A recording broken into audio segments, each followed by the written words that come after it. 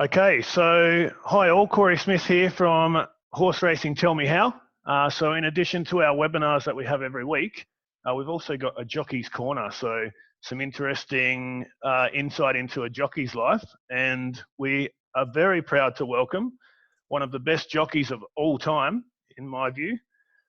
Certainly one of the best Australian jockeys, if not the best Australian jockey of all time, with 55 Group 1 wins, including the 2019 Melbourne Cup.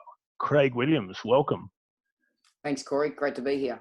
So obviously we've got these webinars underway, Craig, but I've got a list of questions here, and a lot of our listeners will be interested in different parts of the industry, but becoming a jockey is one that obviously, it's a differing industry where, it's strange the answers you get from a lot of jockeys of how they actually got into it. So you're from a well-known racing family. Do you think you're always destined to be a jockey? I tell myself that because when I was young and writing books, writing stories at school and doing my schoolwork, and also dreaming, I wanted to be my father. I always felt like I've won the Melbourne Cup multiple times already, so many championships and big races all around the world. But to actually get there, it's not that simple. But I definitely dreamt that I wanted to be my father and I wanted to follow in his footsteps, and that was to be a jockey.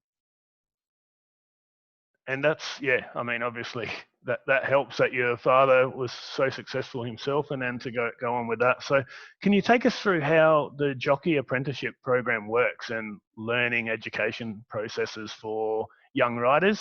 How would somebody become a jockey, for example? Well, I'll tell you a good example is I was bred to be a jockey. My mother is a Harrison and my father was a jockey and now is a horse trainer. My mum's held a trainer's license, and nearly all of Mum's 6 siblings, they all have trainer's license or been a racing manager or some extent of or a jockey or some extent of the racing arm, bar one of her sisters. And again, my 2 brothers that I have both hold trainer's license. So I always joke and say that they took my food, and I thank them every day for it. My father's been a master of apprentices, so I was very fortunate not only to be in a great family, racing family, but my father is a great teacher. And so I was very lucky to have him, a coach 24/7. And that's really got me to where I am now. I only am a product of my parents, so I'm always grateful for my upbringing. At the same time, Vlad Jurek was also apprenticed to my father. Again, he had the opposite. So he had no parallels to me. His father was a bricklayer. His mother, they already defied the odds, being from their part of the world. And in their part of the world, from which sides are on, they're by fighting each other. So for them to get married and then have Vlad, and he always loved football. Anyway, he is now a top rider. He's won the Caulfield Cup, champion apprentice, and he's now the leading rider for the last 3 years in Singapore. He didn't have any family background or history and got involved because he thought it sounded good, and then he fell in love with the racehorse. So you can get into racing, and wherever your background is, and if you work hard enough and become lucky enough, then yes, you can be a champion jockey. So nowadays you get involved through Racing Victoria, because apprentices in Victoria are ran by the governing body from Racing Victoria and the governments. So now we get a certified course. So when Vlad and I came through, we were the guinea pigs for Racing Victoria to say we did an apprenticeship, but we had a certificate to come out of it after those 4 years or 5 years. So before then, it wasn't. So if riders could get their apprenticeship as per se, they finish their time, they become a jockey, and then something happens and then they no longer stay in the industry. If they want to go and get another job and they said, I've done an apprenticeship, they never had a certificate or completed a certified course. So then they basically were difficult to be employed outside the racing industry. So then the government and Racing Victoria then put in place that we have got a certified course that is regarded as a tertiary education, and it is something to fall back on if something happened later on, to say that you have an apprenticeship now and a certificate. Yep. Yeah, and that's interesting that you say, obviously yourself from a racing family, but it's interesting that you say there's opportunities for everyone there. So, and you mentioned football as well. So I'm a massive football person, and actually I got sacked as a coach midway through last year, which is why I started going to the races on my Saturdays for the first time in probably 20 years, and sort of ramped up my interest level. So, and here we are. So I think you're right. Anyone can get involved in the sport, as in any sector, but certainly as a jockey, it's a specialist position, which a lot of people might be daunted by getting involved. But like you said, anyone can get involved at the grassroots level, and there's options for them now. So obviously, you took the opportunity to go and ride overseas when you were younger. I obviously, in soccer and football, traveling the world has been my best education. How do you think traveling overseas and riding in different countries has shaped your riding? It's invaluable, the experience and the opportunity I was given. I'm in a position to go overseas because I was encouraged to go overseas. So no one is as good as all, and I know that people say that you always thank your team and people around you, but if it's not for their hard work, support, and guidance, I'm not where I am. It's pretty simple. I'm a major part of my team, but I'm not the whole part. And so I was encouraged to go overseas. And one thing that I was given was an opportunity. I was given an opportunity by Mick Shannon and all of his owners. And then I was just to make it short, I was given the opportunity to live my dreams. I was riding out in the mornings and trotting a group of 60 horses through towns and cities, and going up and doing gallops, not on round tracks that I've been accustomed to here in Australia, but on beautiful flat galloping hills and undulations. And it was a real eye-opener. Racing is so big over there. We know traditionally how big it is, and historically. And I was so fortunate to be riding against the world's best jockeys, not just in England, but all through Europe, all through their summer. And I was then fortunate that I imagine off the track as well, an invaluable experience. Well, I had to grow up because as much as I've had the people around me to be able to do things for me, I then had to set up a house over there and set up things that I was lucky that I had people around here will ever take care for me. But I had to really grow up because I didn't have that security blanket around me because I'm in a foreign country. I had to work really hard because the racing, the horses, the training, the tracks were so foreign to me. So I had to work really hard to be on a level playing field with them, if I put it that way. But I love working hard. My father instilled that into me.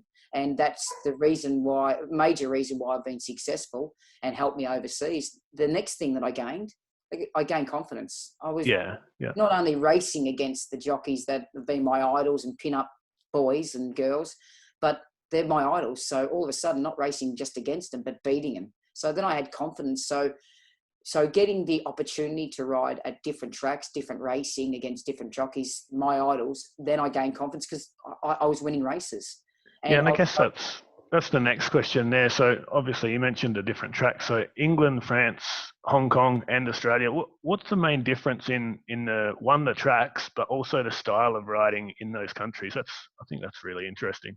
Well, Europe is different, but when you say Europe, it's quite broad. So England is different than Ireland, and both of those two countries are completely different to the racing and the riding in France, and it's also different to Germany. Italy again is another country where the races are run differently, and so are the tracks, and so the horses are trained. So you do have to adapt a lot of different styles, and not just because of the horses or the tracks, but even the way that they're being prepared and trained, the way they're being bred, and what their goals are. And then, of course, that exposure then opened the door to Hong Kong, where Hong Kong is different because you've got a lot of different country jockeys competing on only two tracks. So the handicapping is extremely tight. So anticipation, momentum loss, and little gains are the difference between running first and fifth in the majority of races over there. So how I like to explain it is, it's like everyone driving a golf cart. They all go the same speed, but the one who went downhill and had a bit more speed up and saved a little bit more power is the one that wins by the smallest of margins. But that's the difference between winning and losing. Getting the opportunity to go to Japan is completely different again. The way that Japan is structured and that the champion trainers, their leading trainers, can have a maximum of 26 boxes at a time. It's just mind-blowing to say that. How does the, like, I notice the speed of the races. So obviously, in Australia, for example, in Europe, you have some of the pacemakers type things as opposed to here. How does that change the way you ride in a race? Did you find that difficult, or was it just something that you needed to adapt to and it's quickly adaptable? I had to adapt to the undulations of tracks and realize that what works for Australia and Hong Kong does not necessarily, and usually does not work over there. Over in Europe, it's all on most of the on all the undulating tracks, on most of their tracks, it's all about having the horse to be settled, relaxed, because they've still got to get home. And on our Australian tracks in Hong Kong, it's all about placements and speed and positioning. So there is a big difference, and that's what I love, the differences that you had to learn. To be successful, you had to adapt and adapt fast.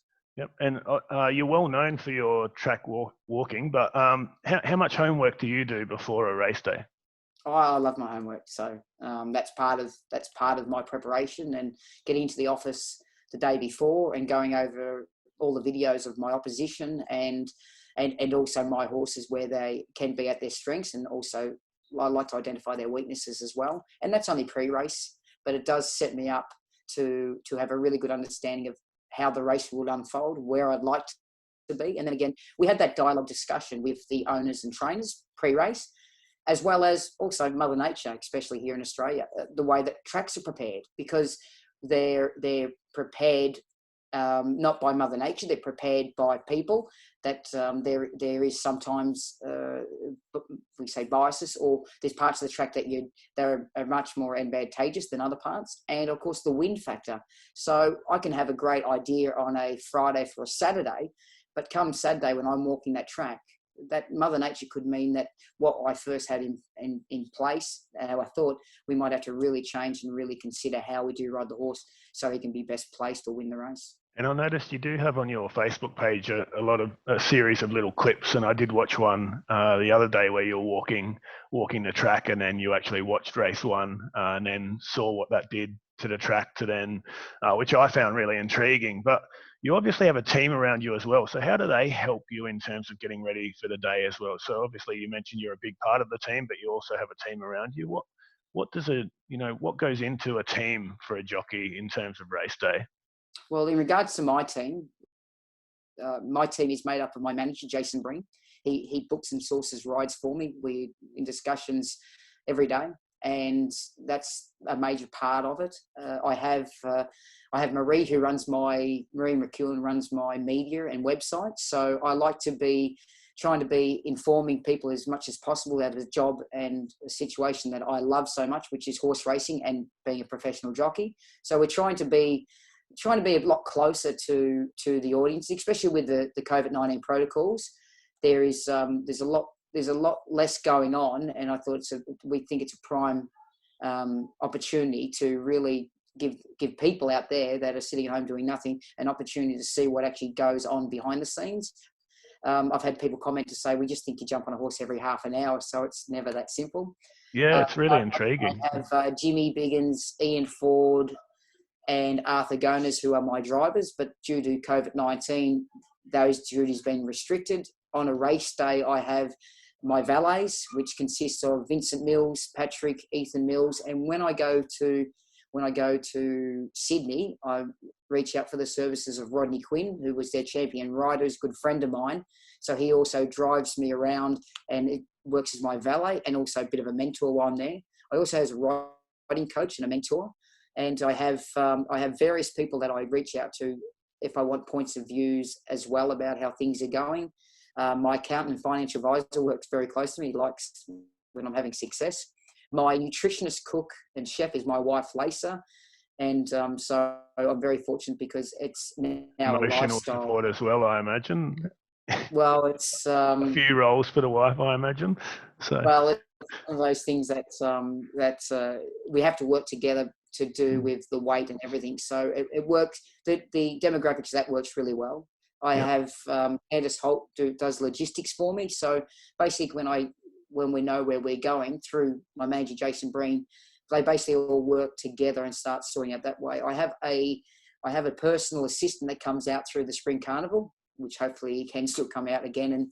And he aids a lot more through the Spring Carnival to take the workload off me with doing a lot of various jobs, as well as he's very good for mind, body, and really gets me in tune for the month of the Spring Carnival when he's out here. So we have a wide-ranging group of people that really help Craig Williams' jockey be successful. Yep, yeah, and I've spoken to Jason and Marie, and really nice people as well. So you're surrounded by nice people. You're obviously a lovely guy yourself. So it's good for us in the racing industry to have somebody so successful, so personable as well. And I'm sure the team helps with that. On a race day, so obviously walking the track, if we go back to that point, what is it that you're looking for? And what other things do you, obviously, when you get to the track, what are the things you do, I guess, before you take your first ride on the day? Well, I love going in the shower and putting a suit on, going to the races. I feel like that's part of it. And that means that I'm just switched on. So I usually have, if we use Saturdays for an example, there's 9 races on the Saturday, and I usually have up to 9 rides. So it's a busy day. So as soon as I put the suit on, I get in the car. I feel like I'm starting my preparation. But we've found out we've got things in place, and through measures of having different coaches through tennis and golf and a riding coach that actually helps us out in regards to having some protocols set up in place in regards to a good positive day, an energized day, and also for the disappointments of a day that go on. So we set those up. Now, once I get there, my valets are already there and have all my gear already for me for all my race rides. And when it's winter now, there's a lot more gear and waterproofs, and I would have, on a dry day or a wet day, if I had 9 rides, I had 9 changes. So there's a lot of washing at the end of the day.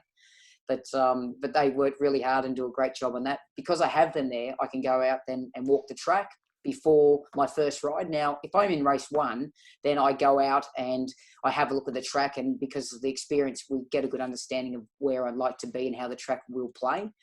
And if I haven't, and I'm going to compete after a race has been ran, they've done the homework for me, so it's a lot easier to be able to go out there. But because I do also have my valets on call on the race day, I can go out if I think I've misread the track, or as it was the other night at Cranbourne, I had 5 races off. I had nothing else to do. I am reading a couple of books at the moment, and I read a couple of I read not even one chapter because I'm not the greatest reader, but and then I went out and walked the track again. And there's amazing advantages you can find, providing again that you do have the horse, the barrier or the instructions to be able to make the most of it. But I know where I want to be in my mind. So then every time I go out for a race, I'll then have my short notes done that I've done my homework the time before, how the opposition may be ridden or raced, the ones to follow, the ones that might take my position where I've got to beat them to that position. And if not, then it's plan B, C, D. And of course, then we have to have a discussion with the owners and trainers about weighing all those options up, about how best to ride the horse to get him to win or best possible place or her. Yep. So that's what goes on throughout the race day. And the other thing that's really important, that you can get a track rating, a track report, but until you actually get there on the ground and feel the wind and everything else like that and what direction it could be on the day, that's type of information you don't know until you get hands-on. And then the feeling you get, you can walk a track, and they mightn't have raced on that track for a couple of months, and the track might be great, but the grass might be thicker. So it's amazing all those little things that you learn. Also about how many people put back the divots throughout a day as well can be a deciding factor about which ground will be prepared better than other parts of the track. So all those things are small percentages into a clear decision that you'd like to make on when the gates open. And such a quick race sometimes, a lot goes into it. Really interesting and intriguing points. You've won so much in your career. What keeps you driven for the early mornings, the long road trips? What keeps you driven? Winning. I just love winning. The feeling of winning, doesn't matter where it is. The bigger the race, of course, the bigger the emotion, the bigger the results, the nicer the holidays you have, the opportunities that you can give to your children. It just comes with it.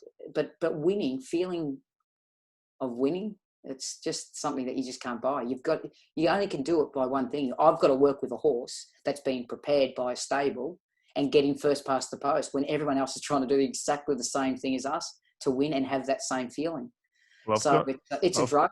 And I've got a short little clip here for you, Craig, of you winning one race, which you might like. Let's just play the end of this. Oh, I do like this one. Bear with me. I'll just get the sound up. Otherwise, it's definitely not as good without sound. Here we go. Master of Reality, Vow and Declare up on the inside. Vow and Declare, Prince of Erin is lifting late with El Paradiso. Master of Reality just in front. Vow and Declare kicks. Vow and Declare's won it for Australia. They're on.